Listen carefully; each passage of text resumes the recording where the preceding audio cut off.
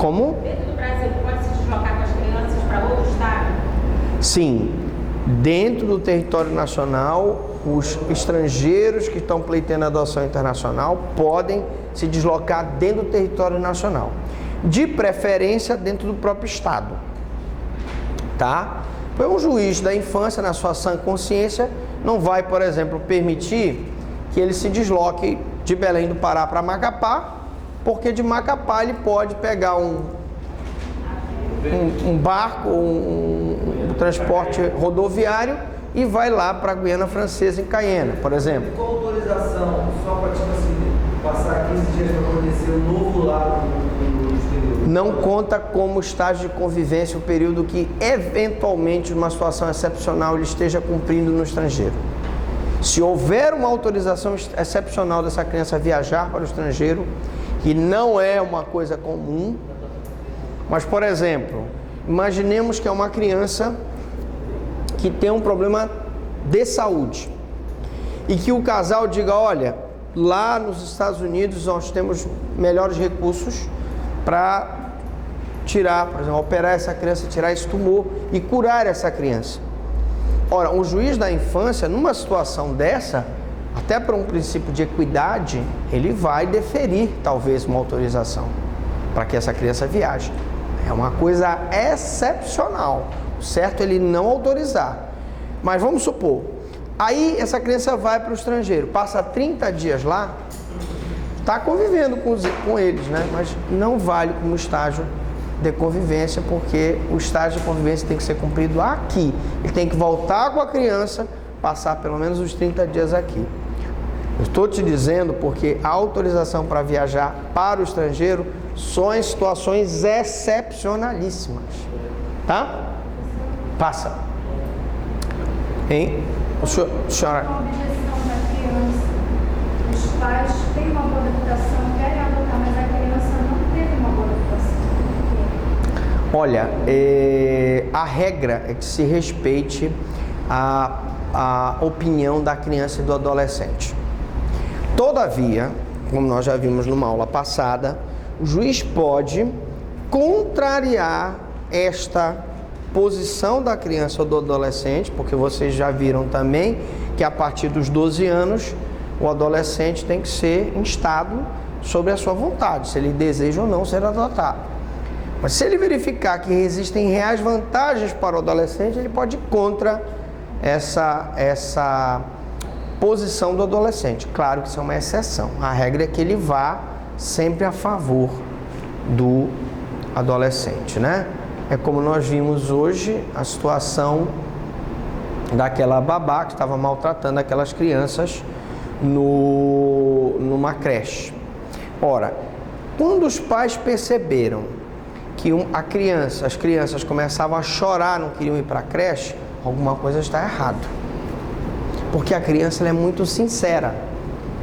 Então, se tu perceberes que uma criança não quer convivência com uma determinada pessoa, alguma coisa aquela pessoa fez.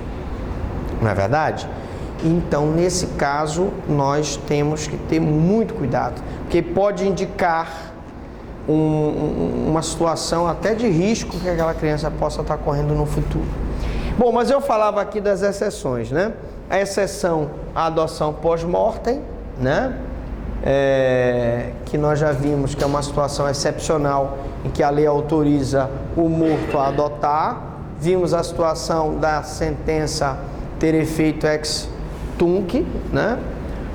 Na adoção internacional, a criança ou adolescente só podem sair do território nacional após o trânsito no julgado da sentença. Então, a regra é que ele não saia do território nacional, né? Eu saio aqui da câmera porque aqui ao vivo é a cores, não tem corte. Eu vou ali, bebo uma água e volto. Então aqui ele só pode sair do território nacional após o trânsito no julgado da sentença. Lógico, isso é a regra.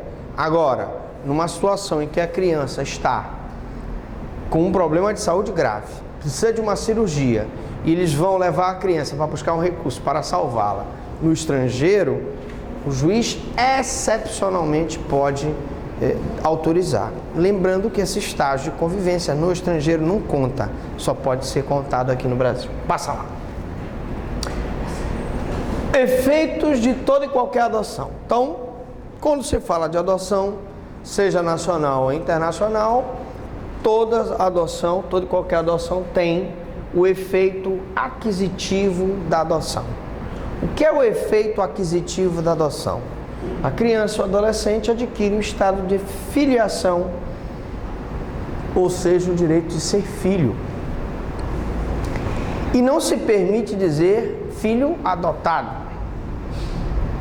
Filho que não é natural. Não existe, gente. O próprio Código Civil é claro, a regra é clara. Não existe distinção entre filhos adotados, ilegítimos, espúrios, adulterinos. Não existe. Se ele é adotado, ele está na condição de filho, inclusive para efeitos previdenciários, de direito de sucessão, ele passa a ter a condição de filho. Ele perde o vínculo com a família natural, totalmente. Ainda que os pais adotivos morram, ele não restabelece esse vínculo que ele tem com a família natural. O ECA não admite qualquer discriminação em relação aos filhos de sangue. Não admite discriminação em relação aos filhos ilegítimos, adulterinos, espúrios ou adotivos. Atingem até os efeitos sucessórios, inclusive os recíprocos.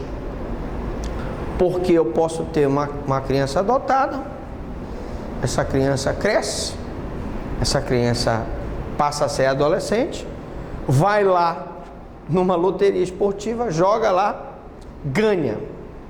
Suponhamos, pega um troco lá do sorvete do papai, adotivo, joga. Ganhou 1 milhão. 1 milhão é pouco hoje, vamos botar 60 milhões. E lá, o pai, se ela vem a falecer, herda do filho adotivo, assim como o filho adotivo herda do pai. Passa lá. Vamos lá. Alright, boys. Alright. Efeito de toda e qualquer adoção. O efeito extintivo. O que é o efeito extintivo? Cessam todos os vínculos do parentesco anterior. Ela perde esse vínculo. Acabei de falar, ela corta esse vínculo que ela tinha com a família natural anterior. A família natural anterior pode até ter contato, voltar a ter contato com a criança ou adolescente que foi adotado, mas jamais restabelecerá o vínculo, salvo se for por uma nova adoção. Aí eu tenho a exceção, só permanecem os impedimentos matrimoniais. Lógico. Aí é uma questão muito sensata da lei, porque veja bem, sobre esse casal americano que adotou as 2 irmãs e depois adotou esse menino. Imaginemos que essa família tivesse outros filhos que ficaram aqui no Brasil. Esse menino vai para lá, para os Estados Unidos, estuda, um belo dia ele volta e reencontra a irmã aqui no Brasil, natural, da família natural, e se apaixona pela irmã, e a irmã se apaixona por ele. Eles podem se casar? Não. Mas, professor, ele não é mais da família dela. Ele perde todos os vínculos, é bem verdade, mas permanecem os impedimentos matrimoniais. Ainda vou fazer um esclarecimento agora, puxando um pouco para a brasa do direito penal. Se ele, como irmão mais velho, esconde, oculta esse impedimento da irmã natural dele para tentar casar com ela, ele responde por um crime chamado ocultação de impedimento, que é o único crime que nós temos no Código Penal de ação penal privada personalíssima. Qual era o outro crime que nós tínhamos? Era o adultério, que foi abolido do Código Penal. Então ele vem para cá para o Brasil, ele esconde essa condição dela ele responde por esse crime, porque ele não pode se casar com ela. Penalmente ele responde pelo crime e civilmente é uma escusa absolutória. Ele não pode se casar. Na habilitação de casamento, descoberto isso pelo promotor, vai ser dado parecer contrário e o juiz deverá não homologar essa habilitação para esse casamento. Passa lá. Menor adotado pode pedir alimento dos pais naturais? Então o infante que foi adotado pode pedir alimento dos pais naturais? Resposta: a lei não diz nada. Não existe nenhuma. Não existe. Mas a doutrina e a jurisprudência admite, ainda que os filhos tenham sido adotados e tenham acessado o poder familiar. Pode ser pergunta de prova. Claro, isso é muito... seria uma prova, uma questão de uma prova subjetiva, porque objetivamente o Código Civil, gente, ele também, a regra é clara. Tu só pode pedir alimentos daquelas pessoas pelos quais tu tens algum tipo de vínculo. Se a adoção perde, ela cessa o vínculo, como é que tu vais pedir alimentos do pai natural se tu já cortaste os vínculos com o pai natural? Né?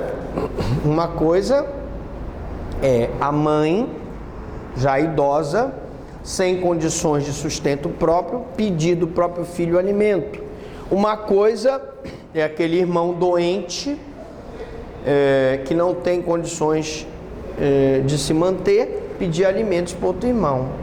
E outra coisa é o infante adotado pedir alimentos para os pais naturais. Pois não?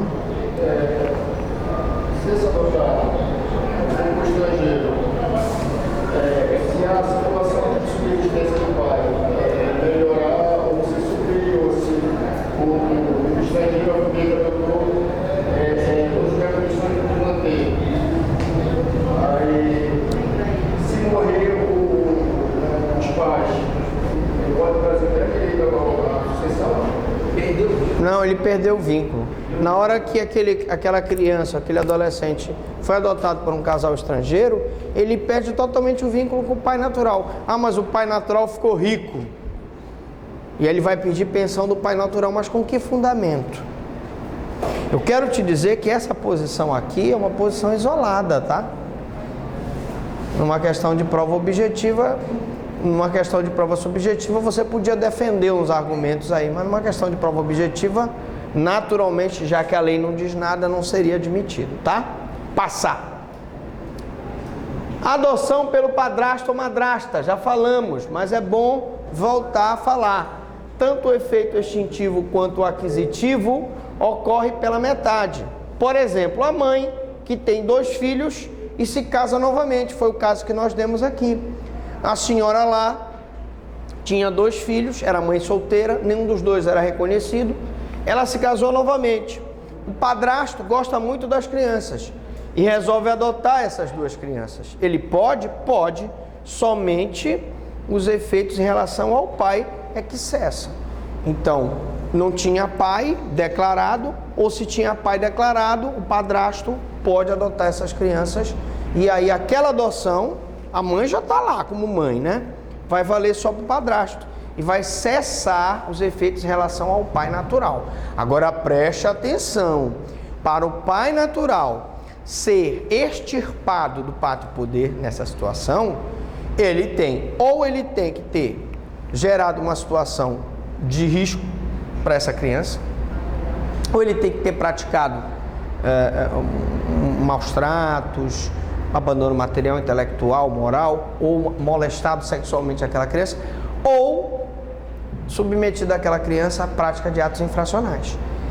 E no processo de adoção, se ele estiver vivo, estiver localizado, ele tem que ser ouvido, porque ele tem que concordar com a adoção daquela criança para o padrasto. O exemplo que nós tivemos foi de uma mãe que tinha 2 crianças que eram mãe solteira, o filho não estava, pai não declarado. Nessa situação em que o pai está vivo, eu tenho que ouvir o pai se ele concorda com a adoção. Tá bom? Passar. Ele tem que abrir mão do pátrio poder. Porque se ele não colocou a criança em situação de risco, se ele não, vamos dizer assim, proporcionou que aquela criança praticasse atos infracionais, sobre que fundamento eu vou tirar ele do poder familiar dele e vou colocar na mão do padrasto que casou com a mulher? Não é assim, tá? Então, adoção pelo padrasto ou madrasta, o direito sucessório é recíproco, ou seja, do pai para o filho e do filho para o pai. Na hora que aquele padrasto adota aquela criança, para todos os efeitos, passa a ser filho dele. E ele, se morrer, a criança herda tudo. A adoção é irrevogável para as partes, ou seja, é irrevogável para o adotante e para o adotado. Ah, a gente quer anular a adoção. Não existe isso. A adoção é irrevogável, tá? Não significa dizer que não se pode suspender o poder familiar ou guarda. Então, eu posso, numa situação em que aquele pai natural descumpre os poderes inerentes ao poder familiar, eu posso suspendê-lo e posso destituí-lo ou mesmo conceder a guarda para outra pessoa. Mas eu tenho que ter um motivo relevante. Adoção por padrasto ou madrasta. A morte dos adotantes não restabelece o poder familiar dos pais. É o que diz o artigo 49. Significa dizer que quando os pais adotantes morrem, não há restabelecimento automático do poder familiar. Então, morreu, professor, morreu os pais que adotaram, restabelece. Não existe isso. Ele cessa. Neste caso, e se os pais naturais forem vivos e tiverem condições de criar a criança, o poder familiar se restabelece? Resposta: é possível retornar o poder familiar dos pais naturais, pois o artigo 49 não o proíbe, mas para fazê-lo, eles terão que fazer através de uma nova adoção. Exatamente, é como a pessoa que se divorcia. O casal se divorcia, se divorciou, aí descobriu que é um apaixonado pelo outro. O que tem que fazer? Casar de novo. Não sabia disso? Passa. Para alguns deverá haver uma nova adoção, que é a nossa posição, pois com a primeira adoção houve o rompimento dos vínculos. Para outros doutrinadores, o juiz pode reconduzir os pais naturais ao poder familiar da criança, o que é uma posição isolada, pois pais naturais são pais naturais, ou seja, não podem ser família substituta. Nossa posição, só através de um processo de adoção. Se você quiser defender a outra hipótese, colocar aí as decisões jurisprudenciais na prova. Passa! Na próxima aula, Estatuto da Criança e do Adolescente, parte 5. Number 5. Pergunto, alguma dúvida, alguma pergunta? Pergunte ao professor.